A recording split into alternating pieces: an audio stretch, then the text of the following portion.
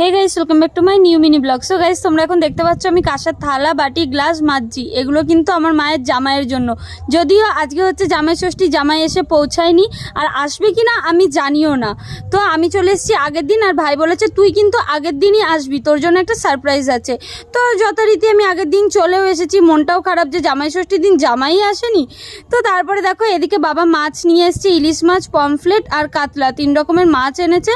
তো এই সব দেখে আর নানা রকমের মানে বাজার ঘাট করেছে বাবা।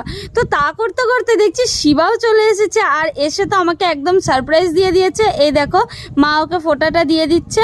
তো যদিও এত কিছু সাজিয়ে দেওয়াটাই হচ্ছে মানে সোয়াব করার জন্য, আমি আর শিবা দুজনেই মিষ্টি জিনিস অত পছন্দ করি না। তা করলে কি করে হবে, বছরে একটা দিন শাশুড়ির হাতের স্পেশাল আম, লিচু, কলা তো খেতেই হবে। তো এই ছিল ভিডিওটা, আরও আমাকে সারপ্রাইজ দিয়ে একদম চমকে দিয়েছে। তো কেমন লাগলো জানি।